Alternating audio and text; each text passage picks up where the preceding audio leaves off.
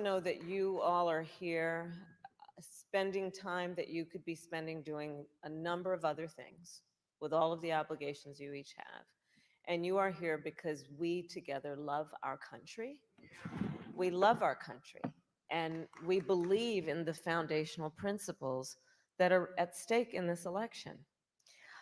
I believe that when we think about who we are as the American people, there is more we have in common than what separates us when we think about what is at stake in terms of our democracy, rule of law, the Constitution of the United States, national security, the standing of our country in the context of the world. All of that is at stake. And I will share with you, Charlie, when I was in the Senate for those 4 years that I was there, my favorite committee was the Senate Intelligence Committee, and I'm going to tell you why. We would walk into that meeting in a skiff, which is a secure room. We'd have to leave our cell phones outside. The press, with all due respect, were not allowed in, no cameras. People would walk in, Democrats and Republicans, take off their suit jacket, roll up their sleeves, and we dispense with who was a Republican and who was a Democrat. We were all Americans. We were all in that room with one singular purpose: to concern ourselves as our highest priority with the security and well-being of the United States of America. I think those things are at stake in this election.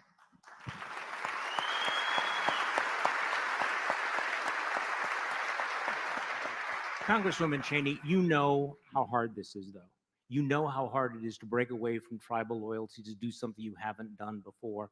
So I'd like you to address that as well. Lindsey Graham was on television yesterday saying, what are you, never Trump Republicans, what are you thinking of? How could you possibly do all of this?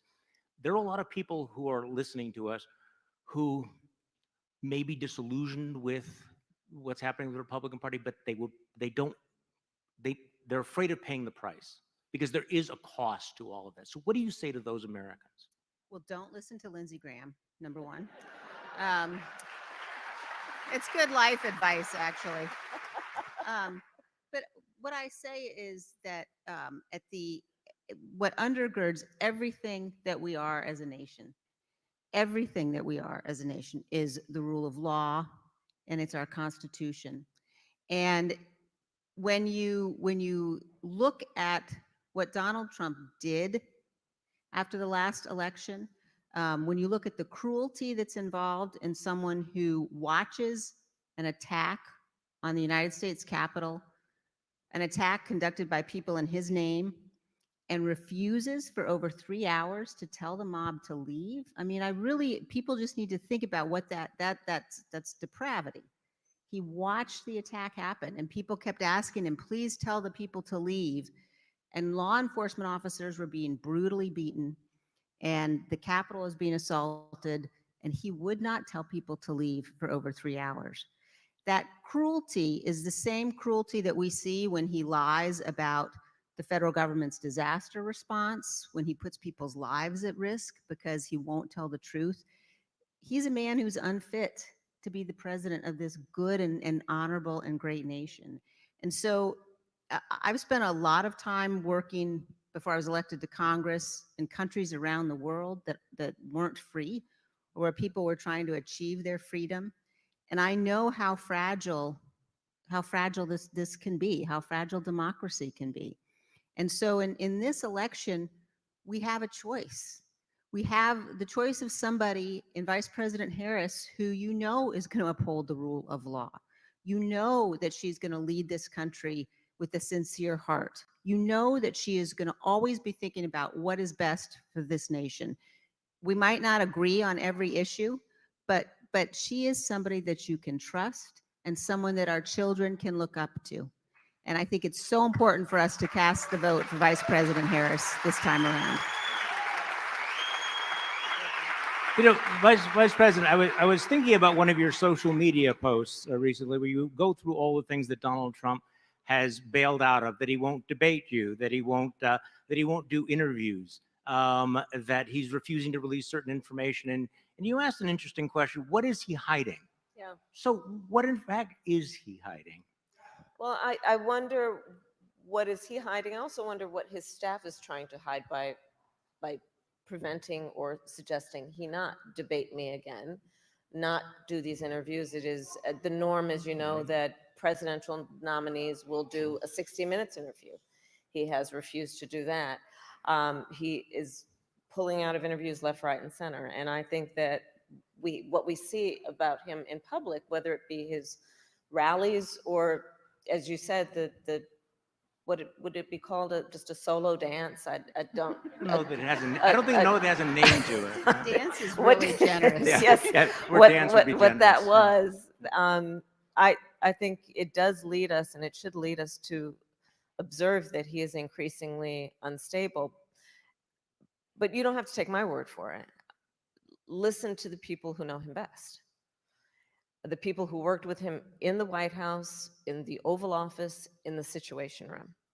His former chief of staff, 2 former secretaries of defense, his secretaries of defense, his former national security advisor, and of course, his former vice president.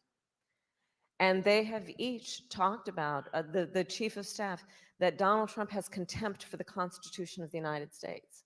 Not only has that been said by a former chief of staff of the former president, but we know he has openly talked about his intention to terminate the Constitution of the United States.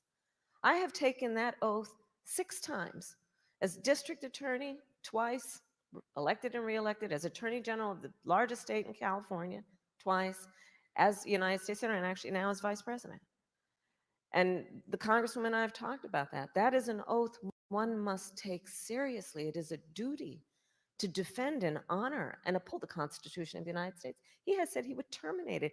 Anyone who wants to be president of the United States should never again be able to stand behind the seal of the President of the United States, having said they would terminate the Constitution of the United States.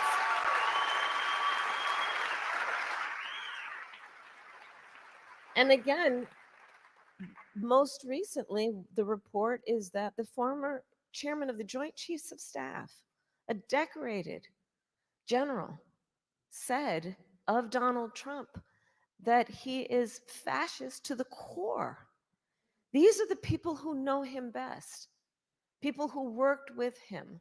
And so, yes, we can talk about that moment on stage, the music and all that, but I think it's very important that we acknowledge, and I've said publicly, Donald Trump is an unserious man.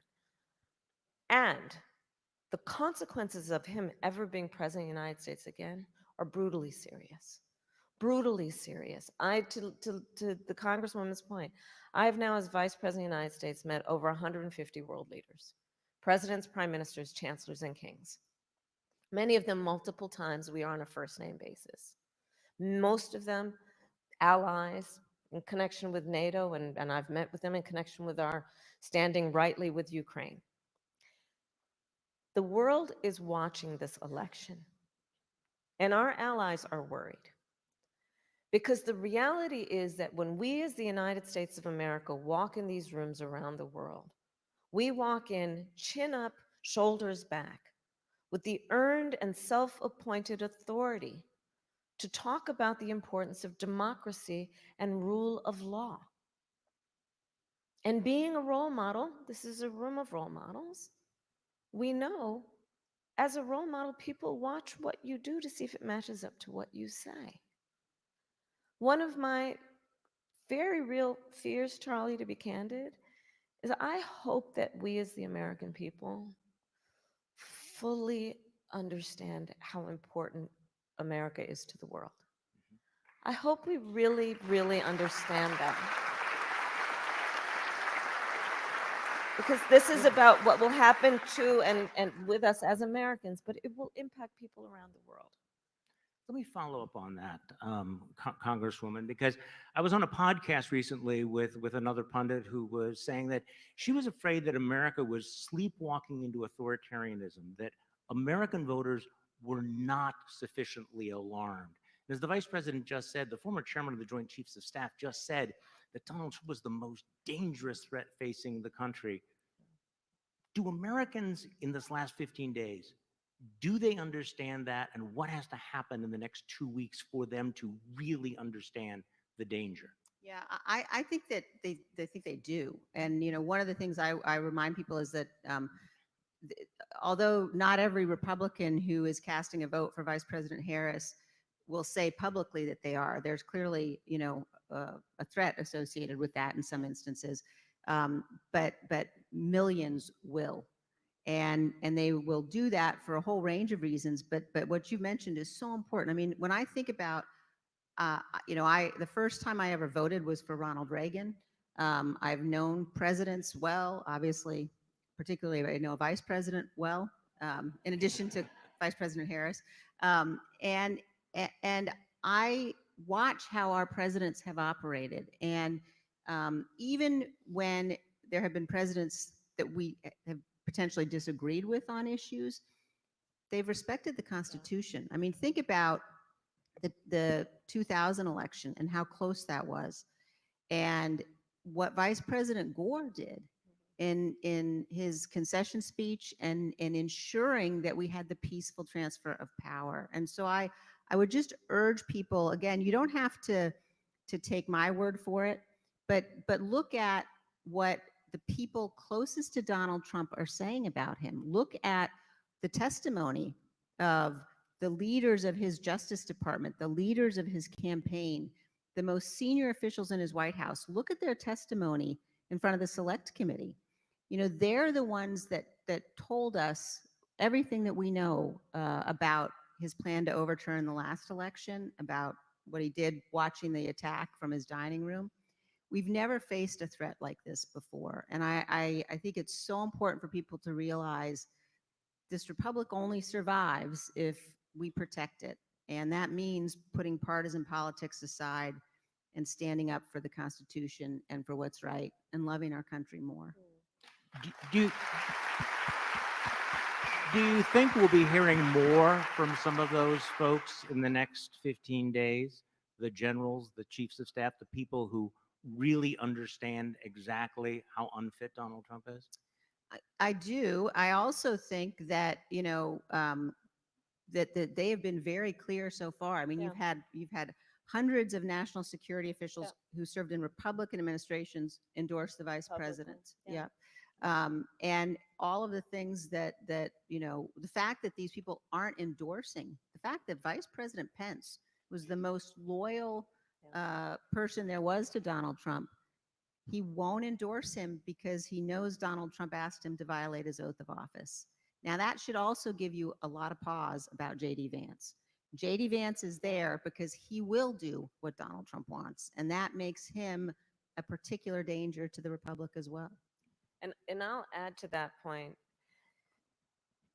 Understand also what happened in the last few months when the Supreme Court essentially told the former president he will be immune from anything he does in office. So, whereas before there was at least some threat of consequence and accountability, that no longer exists. And to the Congresswoman's point, imagine Donald Trump, based on everything we know about him and everything we see now and before, imagine him with no guardrails.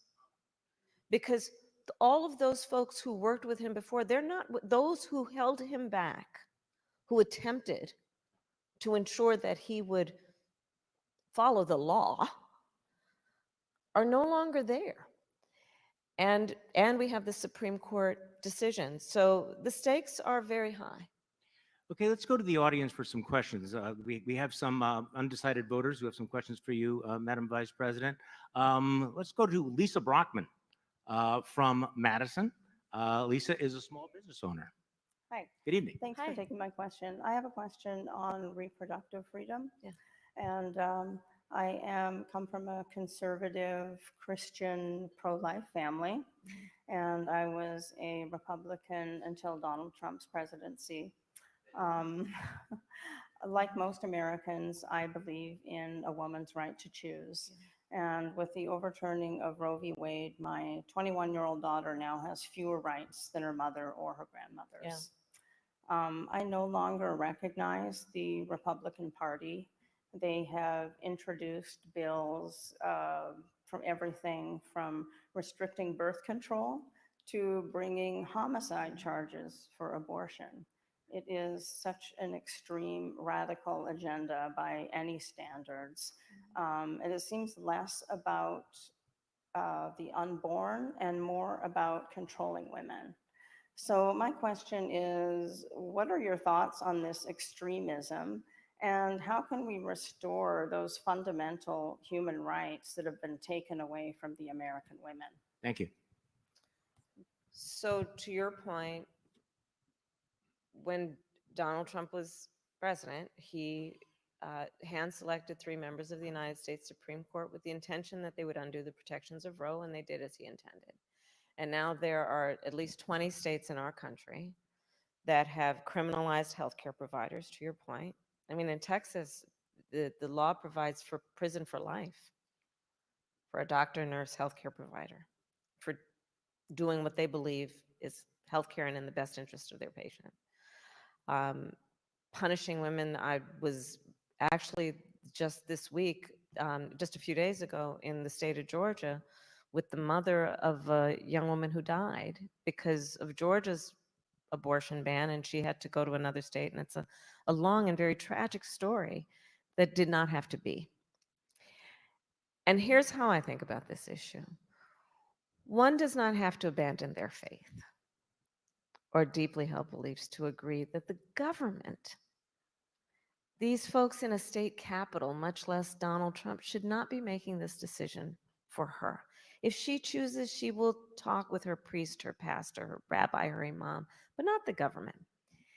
And I also have found, though, since the 2 years that the Dobbs decision came down that this happened, I have had conversations with a number of people who were opposed to abortion and remain opposed to it, but did not intend for the harm that we are seeing to happen. And I think as this decision came down and we are seeing the harm, there are more and more people who are agreeing that this should not be the government making this decision for women and their families. And the way that we will address this is eventually Congress needs to pass a law restoring those protections. And we need to agree that in our society, we should not have laws that are treating people in a way that is causing such harm. I'll give you another example of the harm that is going on. I started my career as a prosecutor. I have prosecuted everything from low-level offenses to homicides. But one of the reasons I became a prosecutor is because when I was in high school, I learned that my best friend was being molested by her stepfather. And so I said to her, "You have to come live with us." I called my mother. My mother said, "Of course," and she did. And I made a decision early in my life that I wanted to do the work that was about protecting vulnerable people. There are some of these bans that include no exception for rape or incest. I have specialized in those kinds of cases. And the notion that we would tell a survivor of a crime that is a violation to their body, that they have no right to make a decision about what happens to their body next, I mean, I think that's just unconscionable. I think it's immoral. And so this is one of the issues that is at play. And when this issue has been on the ballot since the Dobbs decision came down, in so-called red states and so-called blue states, the American people have voted for freedom. Congresswoman Cheney, I'd like to get your thoughts on this as well.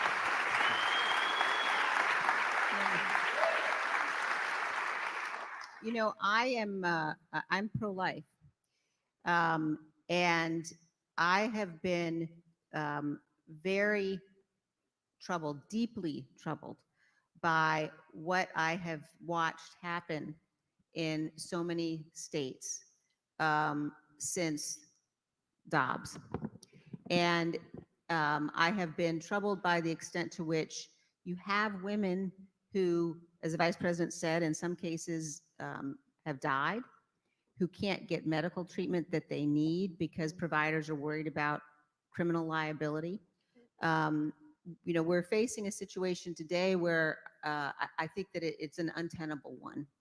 And I think that as we deal with issues like this one, having a president who understands how important compassion is, who understands that these shouldn't be political issues, that we ought to be able to have these discussions and say, you know what,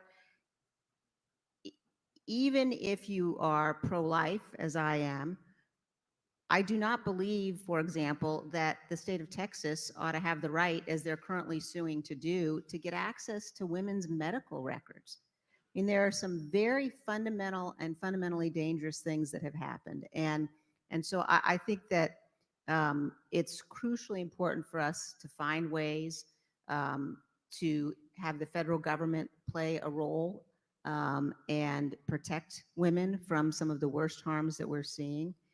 But again, I just think that if you look at the difference in the way that Donald Trump is handling this issue, you know, Donald Trump at one point called for criminal penalties for women.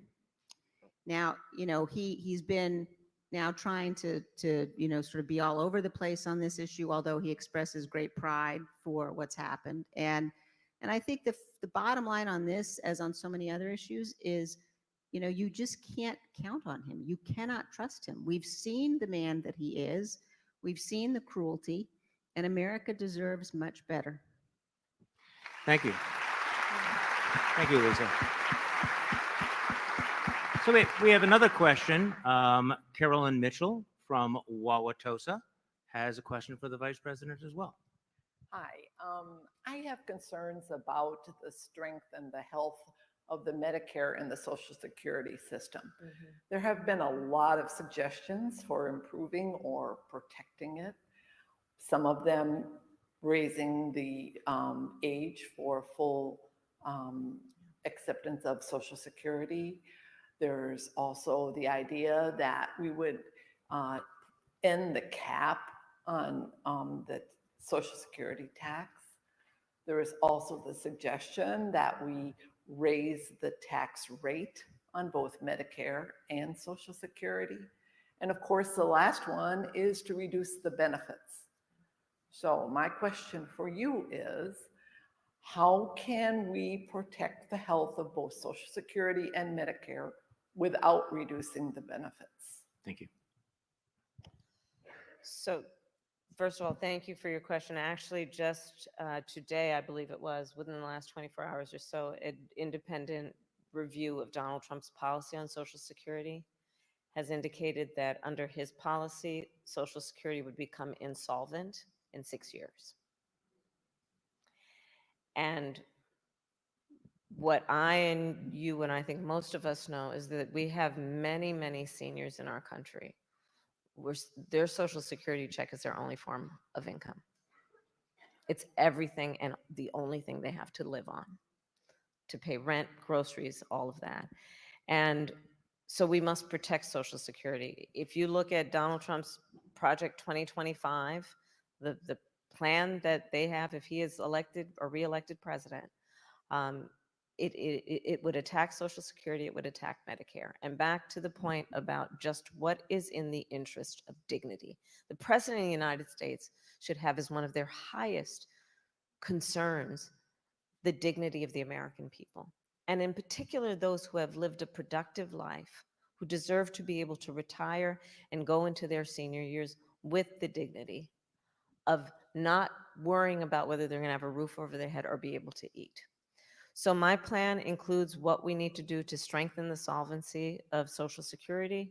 It includes what we're going to need to do and work with Congress to make sure we're putting more into it. And it cannot be about cutting benefits, because right now those benefits are barely adequate as it is. What we must also do is continue to strengthen Medicare around what we've been working on, which is to allow Medicare to negotiate prescription medication costs for our seniors. So in the last 4 years, we have now capped the cost of insulin at $35 a month for seniors. This is a huge issue for so many who have otherwise either taken a bus trip to Canada to try and get their prescription medication. You're smiling, you know what I'm talking about. Or not that you have, I'm not suggesting that. Not suggesting that. And we've also capped the cost of prescription medication at $2,000 a year for our seniors. Understanding again that this is a related issue, which is what is causing our seniors to be on the verge of bankruptcy and homelessness, by the way. The other work that we have to do is to deal with home health care and how Medicare is covering that. So part of my plan is right now, the only way that there will be coverage for home health care is, generally speaking, Medicaid, which means that the family or the individual would have to spend down all of their savings to be able to be eligible for Medicaid. And frankly, I think it's just that's wrong, and it's just wrong. You know, I took care of my mother when she was sick, and the work that needs to happen to support our seniors to be able to stay in their home, to be able to live a life with dignity, should include that we will pay attention to the fact that not everybody can afford that help. Not everyone has a family member who can do it. And so my plan includes having Medicare cover home health care work for seniors, so that you can stay in your home, for example, and have someone who can prepare a meal and help you put on a sweater.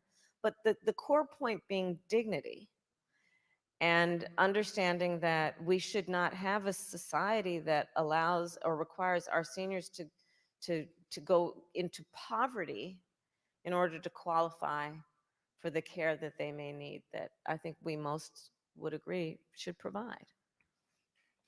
Thank you.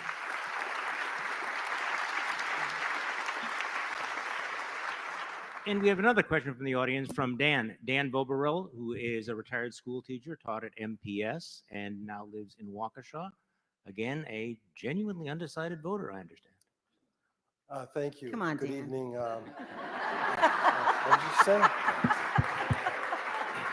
I was told I was going to be an alternate, so I was a little worried about getting my question. But Take your time. Take your this time. is a question. I actually retired from MPS, but I currently teach, and I teach at a private Catholic school. I'm a Catholic, but I've also been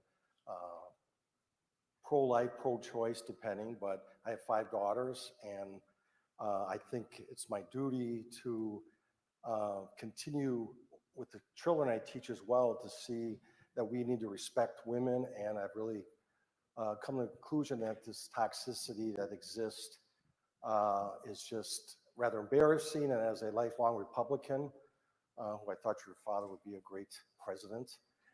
Thank you. Not to say George wasn't, but I've come to this realization, and it's been very difficult. So I'm just my big question was for the future of my children and also students that I encounter and try to show that we have to have some kind of civility, like we did back in the 80s when Ronald Reagan and Tip O'Neill, of course, could talk about things and solve problems. And now it's trying to get one better than the other. And so I'm just wondering, in your position now, how to convince people like me, who some of my siblings might be questioning what I'm doing here, but I think, like you said, we have to be courageous, and that's what I'm trying to be.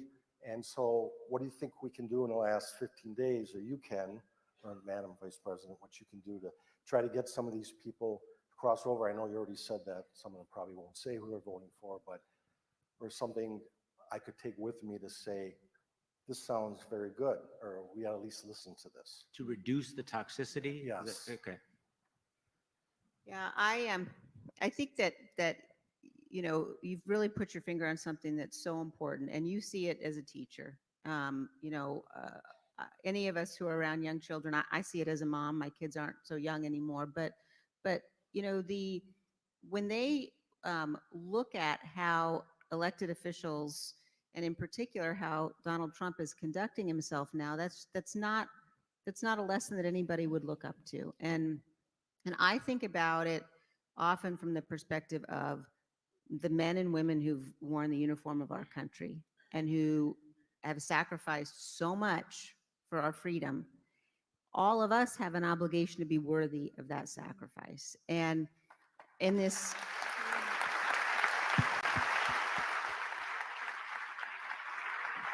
in this moment, there are millions of good and honorable people who Donald Trump has just fundamentally betrayed. And I think it's so important for people to think about this from the perspective of, the decision to give somebody the power of the presidency means that you're handing someone the most awesome and significant power of any office anywhere in the world. And you have to choose people who have character, choose people of good faith. The framers knew this. The framers knew that it was so important that, we take an oath, but that also fundamentally you had to have people of character. And Donald Trump has proven he's not one of those people by his actions. So, what I say to people is, look, for us to get back to a time where we are actually having policy debates and discussions and disagreements, we have to protect what undergirds all of this. And what undergirds all of it is the Constitution. And we have to be willing to say, as a nation, we're better than partisanship. And I say this as someone who spent a lot of years engaged in partisan battles. And there are important debates we have to have. But if we allow someone again, if we give him the power again to do all of the things he tells us he's going to do. He says he'll terminate the Constitution. He says he'll deploy the military against the enemy within. That is a risk that we just simply can't take as a nation. And I think that this vote, this election cycle, this time around has to be about so much more than partisanship. And I will just end this by saying, and I also know, because I have spent time with Vice President Harris, because I have come to understand what she believes about how she will govern, that she will be a president for all Americans, that she's committed to listening and committed to having viewpoints, some of which, come from different ends of the political spectrum. And if you think about how you conduct, your life outside of politics, how we all conduct our everyday lives, those are the kinds of people that you trust. Those are the kinds of people you can work with. Like if you wouldn't hire somebody to babysit your kids, like you shouldn't make that guy the president of the United States. I mean, that's pretty basic.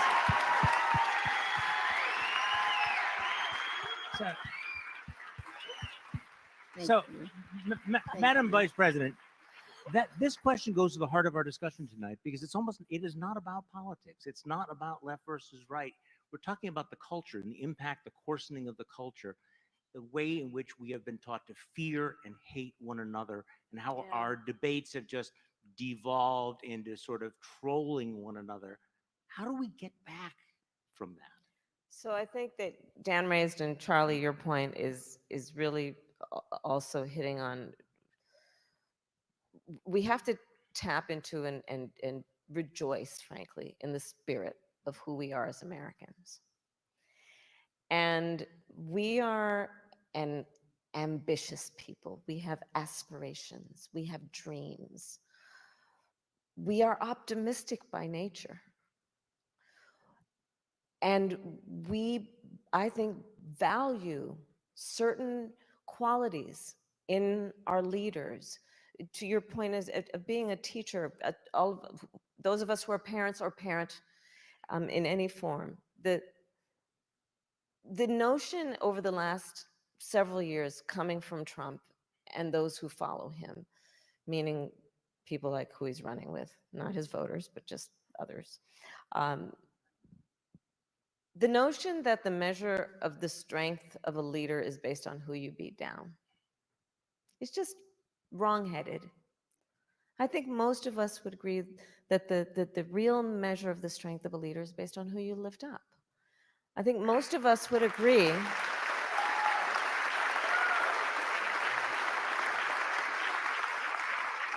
And most of us would agree that it is, when we talk about character, it is the sign of strong character to have empathy, to have some level of concern and care about the well-being of other people, and then to do something about that. And I think there's so much about this election that calls into question whether we are on a track with a Donald Trump as president to actually teach and to show our children our definition of a leader. And is that it? One of the issues that I think has resulted in the kind of toxicity that you've been describing is that he tends to encourage us as Americans to point our fingers at each other. That's not in our best interest. The vast majority of us have so much more in common than what separates us.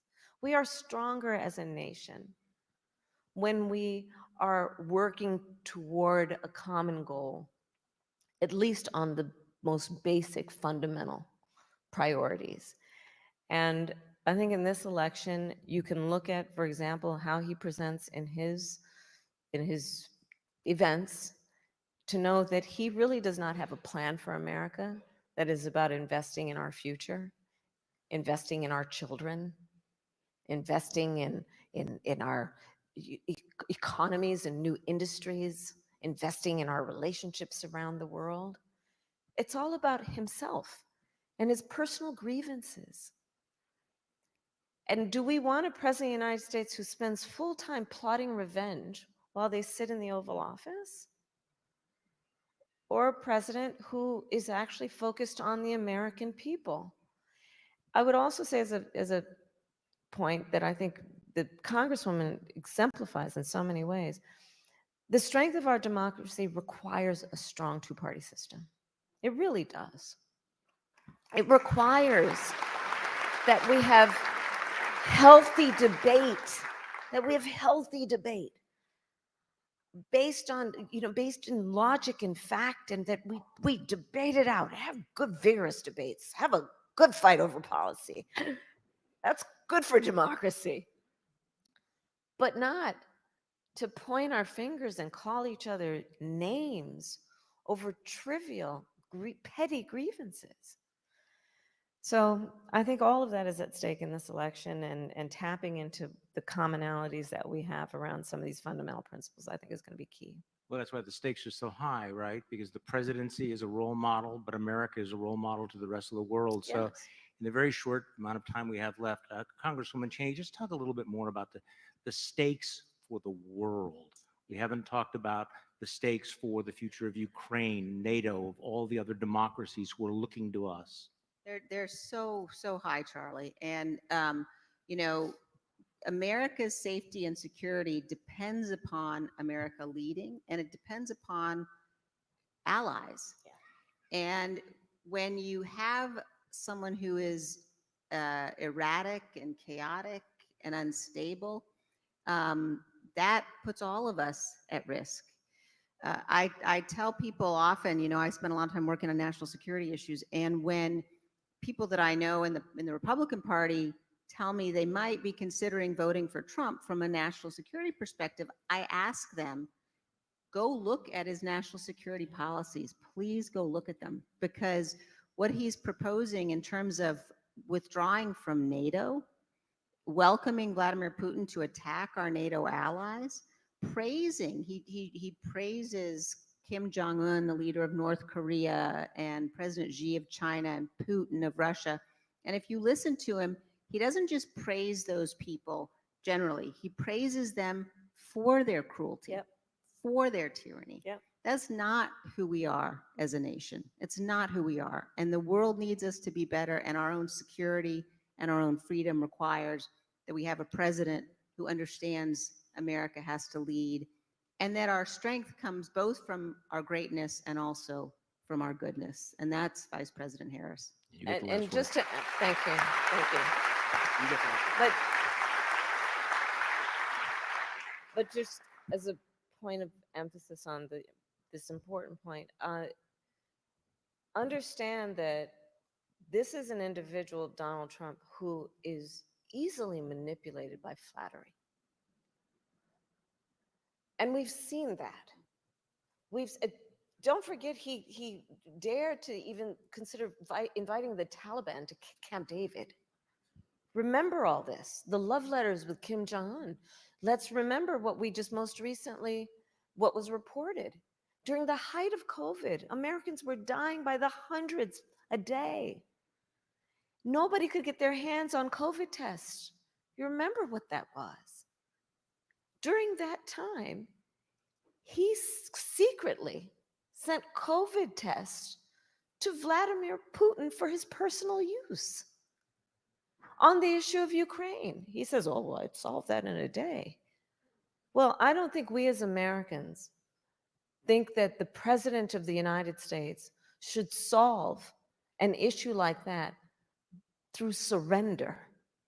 And understand that's what would happen. Understand that's what would happen.